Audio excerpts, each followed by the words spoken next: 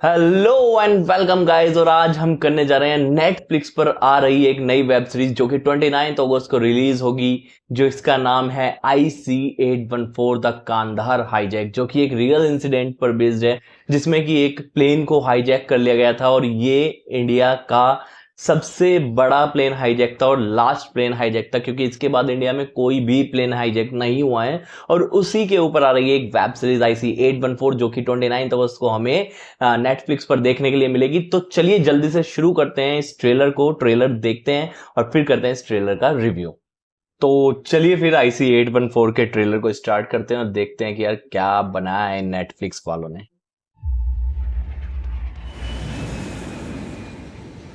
Good evening, this is your captain speaking. I regret to inform you कि okay ये plane hijack हो चुका है। मुझ पे भरोसा करें, मैं पूरी कोशिश कर रहा हूँ कि हम जल्द से जल्द अपने घर पहुँच सकें। तो विजय वर्मा, नसरुद्दीन शाह और भी काफी सारे एक्टर हमें दिखाई देने वाले हैं इसके अंदर। कितने पैसेंजर्स हैं? डिमांड्स 176। अभी तक कोई डिमांड नहीं आई। सिर्फ सालों को अरेस्ट करना ही नहीं चाहिए। पकड़ो, ठोको, कहानी खत्म। फिर क्या घंटा हाईजैक करेंगे? यूएई हमारी हेल्प करेगा क्या? यूएई को अमेरिका से पूछना पड़ेगा। प्लेन लैंड कराइए और हमारी मदद कीजिए। पंकज कपूर, देखें कि पाकिस्तान की नई हुकूमत ने क्या किया। कहाँ कहाँ लेके गया तू पांचों को? कौन पैसे दे रहा है तुझे? ISI। If that flight takes off from Amritsar, we have to pay a very heavy price. TV channels देखे तुमने? सब कह रहे हैं that the captain दिया Mirza. should have waited longer in Amritsar. Amritsar airport के अंदर कमांडोज तैयार खड़े थे। टीवी जल्दी में रहता है शालिनी। हमारे पायलट्स का मैनुअल कहता है to follow कास्टिंग अभी तक बहुत instructions of the अच्छी लग रही है इसकी। hijackers and save lives। मेरे पति वापस आएंगे, लेकिन सबको सेफली साथ में लेकर आने के पूजा गौड़, अपने काम से प्यार हो ना तो फिर काम नहीं दिखता, जिम्मेदारी दिखती है। 29 अगस्त। Mr. Muttawakil, we can make a new beginning. But why Kandahar? But we have a bigger problem. The longest hijacking operation, जैसे कि मैंने पहले आपको बताया वही चीज इसमें। जान लेने से पहले 1000 बार सोचना, लेकिन जान बचाने से पहले एक बार भी नहीं।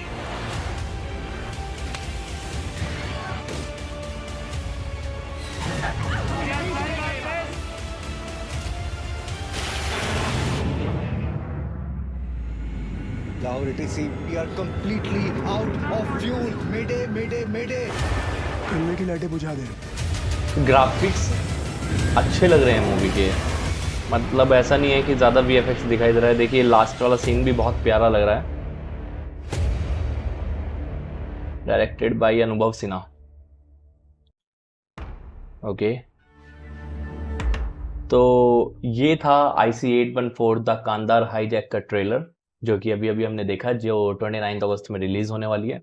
तो चलिए पहले बात करते हैं कि कांधार हाईजैक है क्या। IC-814 द कांधार हाईजैक, जो कि नेटफ्लिक्स की एक नई पेशकश होने वाली है, जो कि 29 अगस्त को हमें देखने के लिए मिलेगी, जिसका ट्रेलर अभी अभी हमने देखा।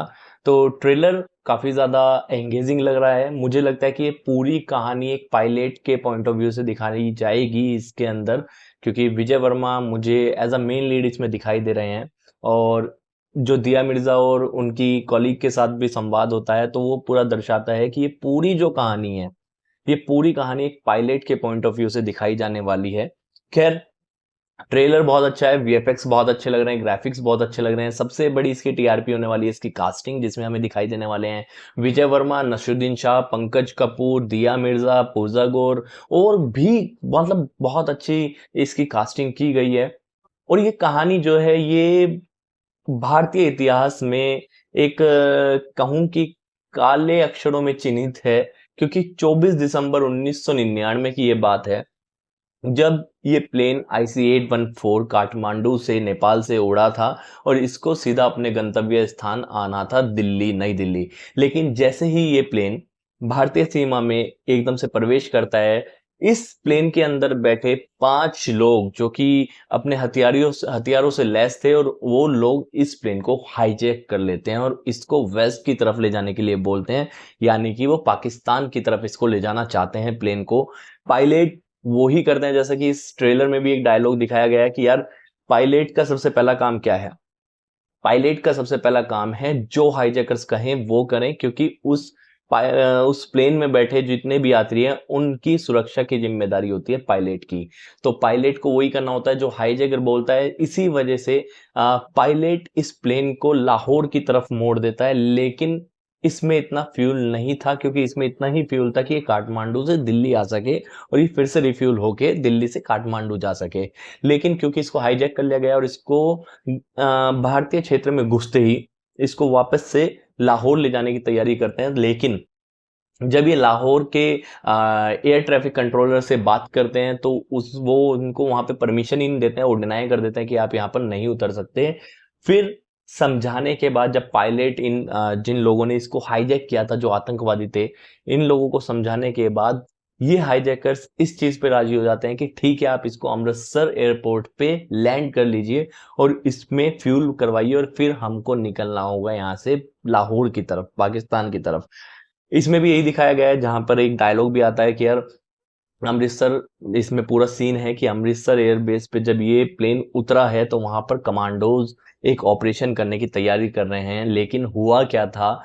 हुआ ये था कि जब ये प्लेन वहां पर उतरा तो उस टाइम के ऑफिशियल्स को जानकारी भी टीवी के माध्यम से मिली थी, जितने भी, यहाँ तक कि उस टाइम के तत्कालीन गृह मंत्री को भी जानकारी डायरेक्ट सरकार से नहीं मिल पाई थी। वो उनको जो जानकारी मिली थी वो मिली थी टीवी के माध्यम से।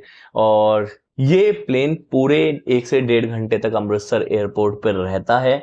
वहां पर कोशिश की जाती है कि किसी तरीके से इस पर इस तरीके का हमला किया जाए कि यात्रियों को नुकसान ना हो और ये हाईजैकर से छुड़वा लिया जाए।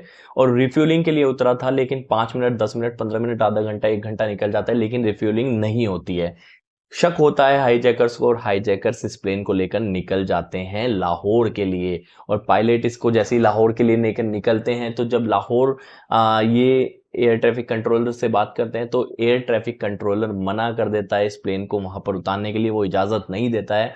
वो कहता है कि आप हमारी सरजमी पर लेकर इसको नहीं उतर सकते हैं। तब जब जितने भी हाईजैकर्स थे वो कहते हैं कि आपको उतारना ही पड़ेगा, किसी भी तरीके से यहाँ लैंड ही कराना पड़ेगा। तो लाहौर का जो एयरपोर्ट था वहां की लाइट्स बंद कर दी जाती हैं और ये प्लेन एक टाइम पर इस हद में आ जाता है कि ये एक हाईवे पर क्रैश होने वाला होता है। तब जाकर लाहौर का जो एक ट्रैफिक कंट्रोलर था वहां से लाइटें खुलती हैं और ये लाहौर के हवाई अड्डे पर सकुशल उतर जाता है और वहां पर होती है इसकी रिफ्यूलिंग। लेकिन पाकिस्तान की जो सरकार थी वो इसको वहां रुकने के लिए इजाजत नहीं देती है। ये रिफ्यूलिंग कराकर सीधा निकल जाते हैं। अच्छा, इनको जाना होता है कांधार, इसलिए इसका कांधार हाईजैकिंग नाम भी है। इसको जाना होता है कांधार, लेकिन कांधार में उस टाइम था तालिबानी राज और उस टाइम वहां पर किसी भी प्लेन की रात में लैंडिंग नहीं हो सकती थी, क्योंकि वहां लाइट्स नहीं थी, लाइट की बहुत प्रॉब्लम थी। लेकिन अब ये पाकिस्तान में नहीं रुक सकते थे, रिफ्यूलिंग हो चुकी थी। तो ये प्लेन यहाँ से सीधा जाता है यूएई, दुबई प्लेन जाता है और दुबई इसकी लैंडिंग होती है। और वहां की सरकार से सरकार बहुत नेगोशिएशन करने की कोशिश करती है, लेकिन सुबह होते ही ये प्लेन सीधा निकल जाता है अफगानिस्तान कांधार के लिए और कांधार में उतरता है।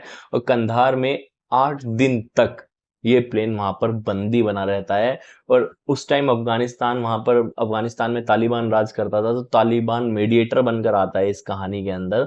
और 8 दिन बाद इनकी शर्तें थी कि हमको $200 मिलियन चाहिए।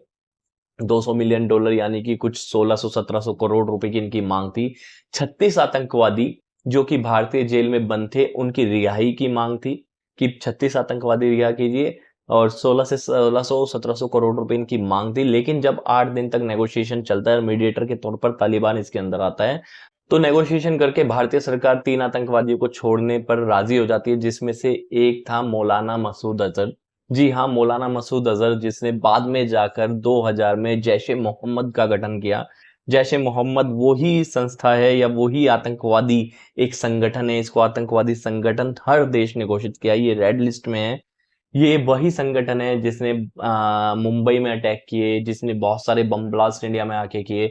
तो इसको छुड़वाने के लिए कहानी पूरी रची गई, ये हाईजैक पूरा किया गया और भारतीय सरकार ने, जो कि ये कश्मीर की जेल में उस टाइम बंदी था, इसको बांध के रखा गया था।